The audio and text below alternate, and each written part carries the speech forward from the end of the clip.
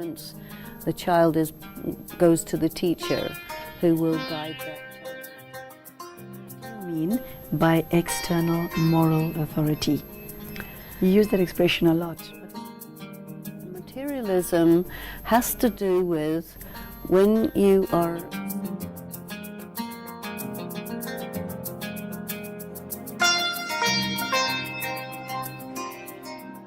Hello, welcome back to the course in Values in Spirituality. We are at this juncture at page 34 of book number 1, module 1, where we will be looking at what the subject of temporal values mean. If this is a new concept to you, don't feel alone. Most people feel this way.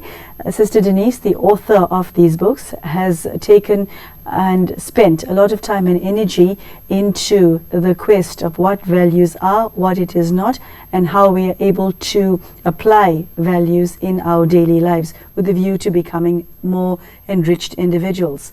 Sister Denise, it's always wonderful having you here in the studio with us. Thank you. Like I said in the introduction, temporal values is not something that one thinks of ordinarily. It's somewhat of an unusual term.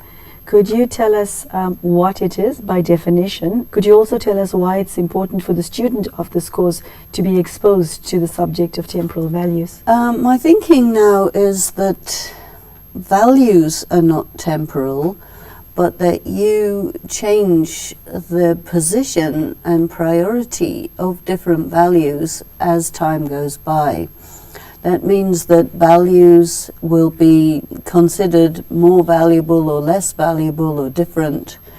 As value will be assigned to different priorities at different times in your life as an individual. What happens in medicine is that the idea about illness totally changes every 30 years, which is pretty much every generation.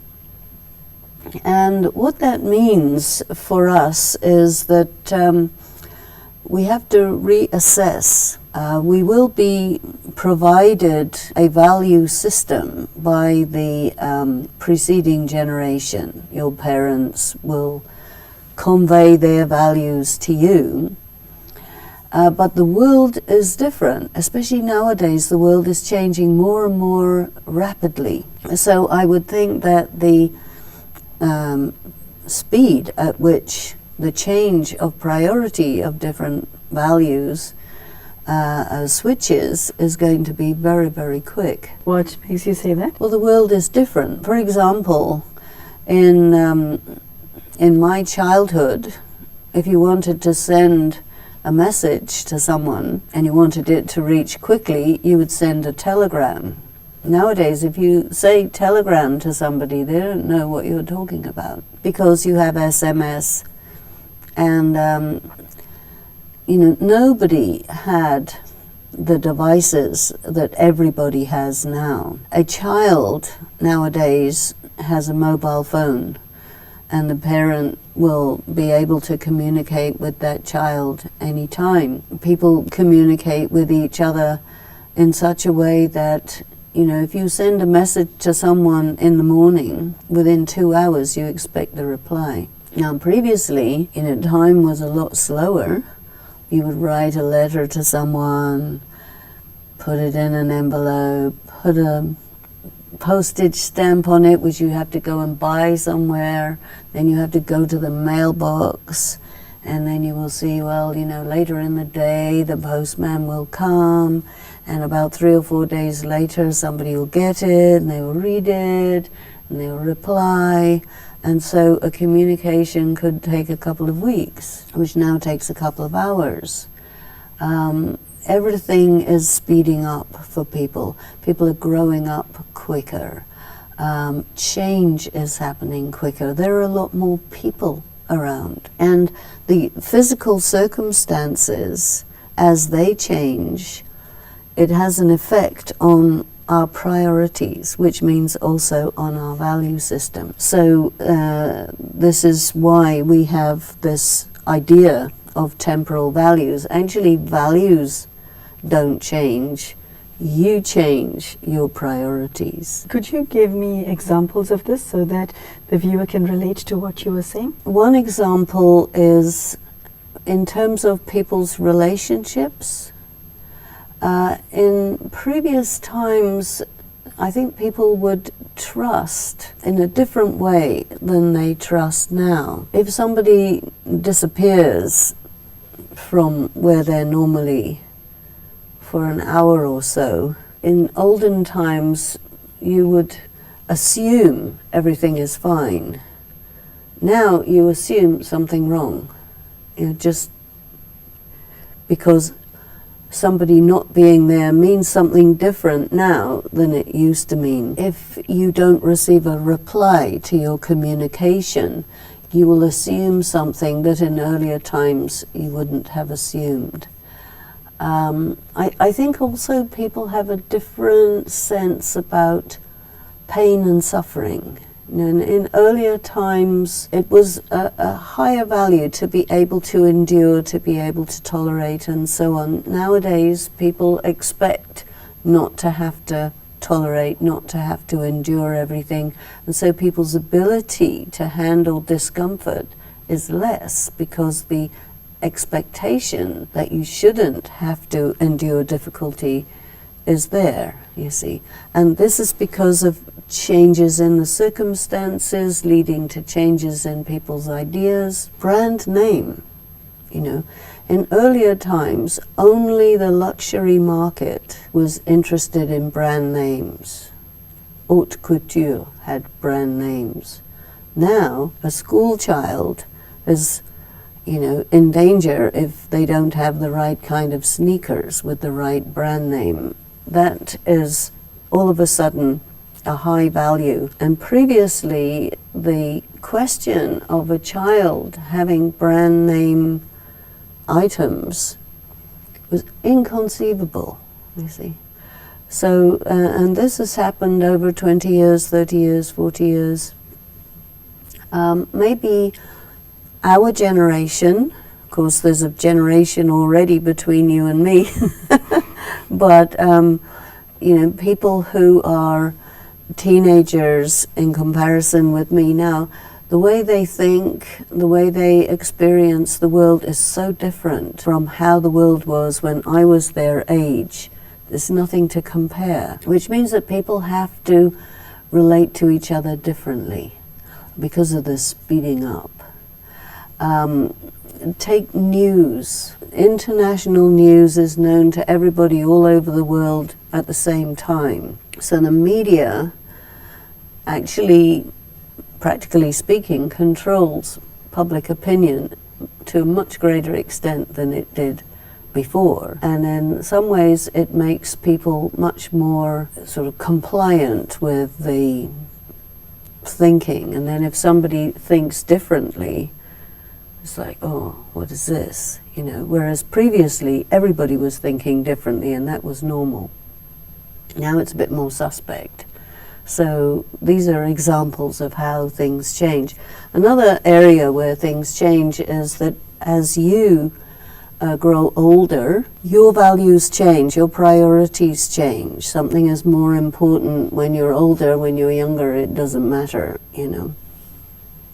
So there is very much the effect of time, which is why we call it temporal values. But otherwise, values are what you decide they are. They don't have their own intrinsic value, actually. What would you say determines or influences one's temporal values? More than anything, it's time itself and change. You see, time and change work together, and the speed of change is a big deal nowadays because, say in the profession, what used to count is experience. Now, are you keeping up with the latest, you see? And if you're, say, in information technology, experience is not what counts. If you're in another profession, say medicine, experience counts, But because of the influence of the pharmaceutical industry, your experience, which is really valuable, is discounted in favor of, are you up to the latest technology? And there's sometimes a conflict of values there, because sometimes the latest technology is there because of commercial reasons, not because of innovation reasons. But it will be presented that way through the advertising industry. So there's a lot of complications that are added to the pile in comparison with the previous time. Given that temporal values are so short-lived, why do people give such importance to them? I don't think it's a matter of people changing importance to the values themselves. It's a matter that people give importance to what is fashionable, what is immediate, you know, and so the shift is on what's important, and then it means our priorities are changing, what we think is valuable is changing, and then maybe later the general view will change and you'll go back to another way of thinking. I think also there's a difference in the generations who are affected by war, who are affected by obviously technology changes. The world is a very unstable place, and when there's a lot of instability, then people start to want to go back to nature and something which is a bit more stable, you see. Because there are some deep resonances in the human spirit. Human soul likes continuity, harmony, security, but then there's also excitement. And I think maybe it's to do with the young people will like adventure, excitement, risk, and all of this. And as you get older, you're more concerned about your health care, your transportation, you know, because your needs are different, you see. And so your values change because your circumstances change, your needs change, your interests change. The note in which you ended this segment I found quite thought-provoking. It reads, temporal values are profitable when they occupy a secondary place after universal values and correlate with human values in our practical day-to-day existence. Unpack that paragraph for me, please. This sentence assumes temporal values are less important than human values, which are less important than universal values. And I go back to what I was saying earlier, that this is an artificial construct, you see. And what nowadays my thinking is that while you can classify values in all these different ways, but I still think that it's artificial. And I think that the foundation of it is a flawed thinking. Because what I think is important is why you will place your priorities in the way that you do. And they may or may not correspond to universal, human, and temporal. And so this is because they may or may not correspond. That's why it's artificial. There's an assumption in the conventional morality or conventional wisdom that says, well, you know, universal is always more important than human, is always more important than temporal. But in practical situations, it isn't. What would you say is the danger or a caveat that you would like the viewer to know as far as temporal values are concerned? I'm thinking specifically about teenager facing peer pressure. I'm thinking about the choices we make. I'm thinking about the needs we think we have at a particular point in our lives. Well, peer pressure is a very interesting subject because that is to do with social pressure.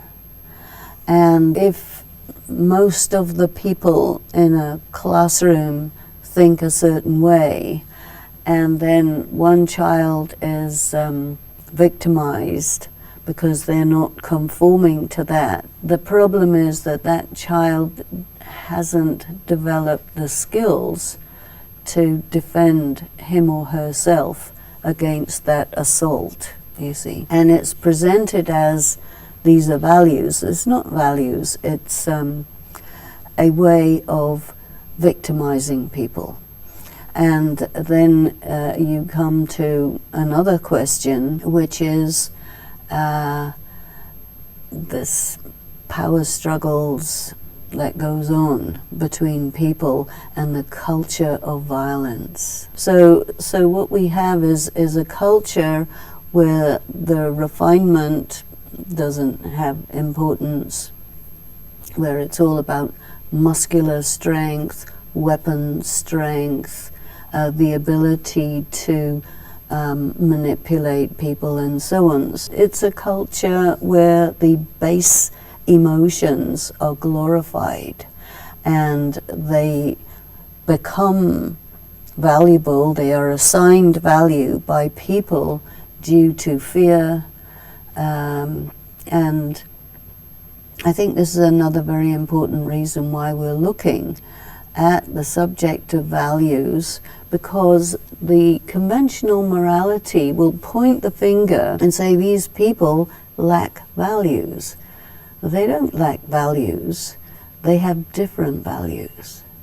And they have not been challenged. And I think what we need to be able to do here is that if somebody is experiencing themselves to be victimized because of the culture of violence, how that person can defend themselves and feel good about themselves in their own system of values, which is not considered important by the majority, who are seen by the conventional morality to be lacking in values, you see. So we have to rethink the whole thing. And then where you have the idealization of violence and money and the trash and crass things that money can buy, brand names and so on,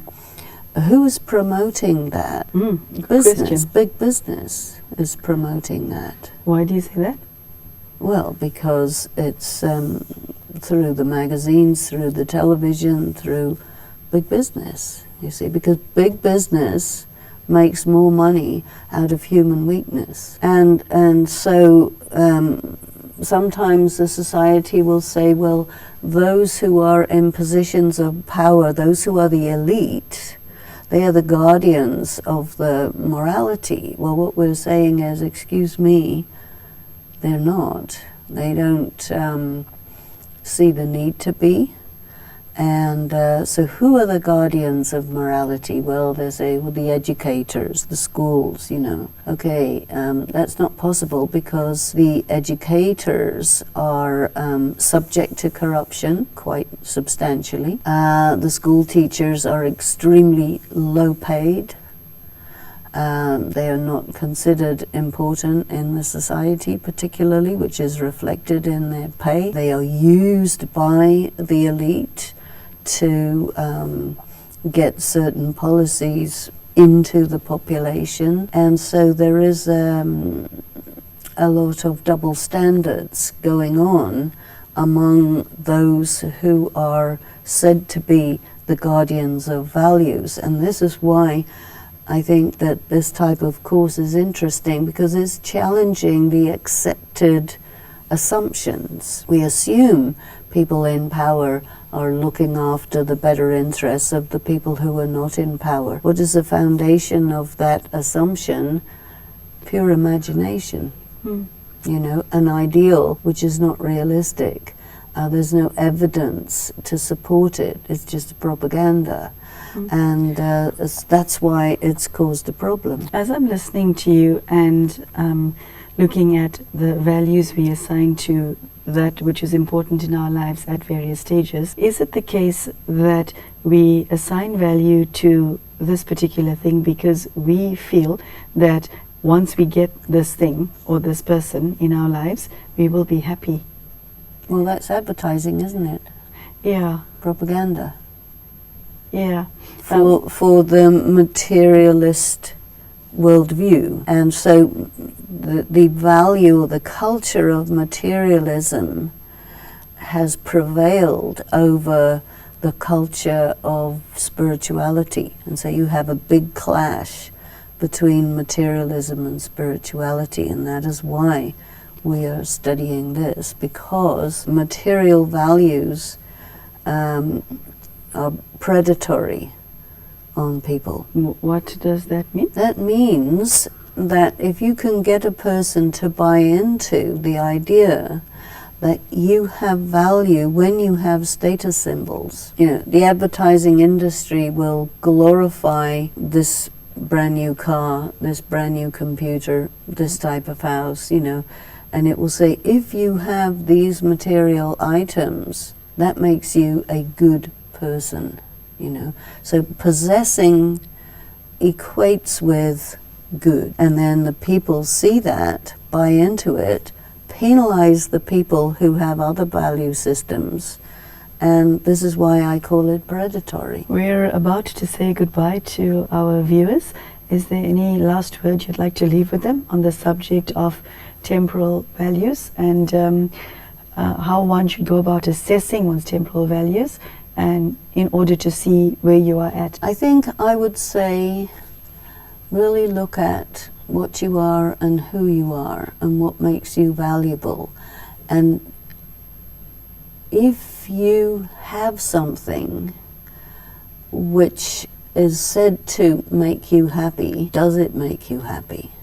For how long does it make you happy? In that sense, you could say, okay, it's this this object that I bought, the latest cell phone, you know, I'm happy because I got this thing. My happiness will last maybe a month. So Until the next upgrade. yeah. Yeah. And how the electronics business works is it will make you buy something, encourage you to buy something, and as soon as you bought it, you are having this other feeling, because once it's too late, they announce, okay, after another 2 months only, if you'd waited, you could have got the next upgrade. And so that you're happy, but, and this is it's a kind of trick to get you to buy something that's only slightly better, if at all. It sounds as if, as far as temporal values are concerned, individuals can be easily manipulated. Is that the case? I would say, as far as material values are concerned, and temporal values really brings us into the whole subject of the impact of materialism on people, because a material object is as valuable as you can get somebody to think it's valuable, so it doesn't have the same sort of intrinsic value as something less physical, you see. The more physical it is, the more temporary it is. And it's a glorification of characteristics that is deceptive. And I think the deceptive nature is of that glorification is what we need to make sure that we don't come under its influence. So I think we'll say goodbye to our viewers right now. Thank you so much for what you shared today. Thank you. It's been a pleasure having Sister Denise with us in the studio today, discussing the subject of temporal values. I would say it's an unusual subject because it's not something that we think of or discuss with our friends and family on a daily basis. But temporal implies temporary, and there are things and perhaps people in our lives that are important from time to time. And I think the message that I received from today's talk is that it's important to distinguish one's temporary values, temporal values, from what your permanent values are. So again, you draw a distinction. Just because something else, someone is important to you right now does not mean that that will be the case in 10 years' time. We change, our needs change, and our value system evolves with time. So quite a profound message and something to take into account. And this course and this subject discussed today gives you another brick, for want of a better word, in your armor to fortify and protect yourself in the world that we're living in. So thank you so much for joining us, Sister Denise. Thank you. Thank you. And I hope to see you again for the forthcoming episode, where we will be taking up different types of values, and in particular we will look at the subject of aesthetic values. Thank you so much for your time today, and we hope to see you soon. Take care. Goodbye.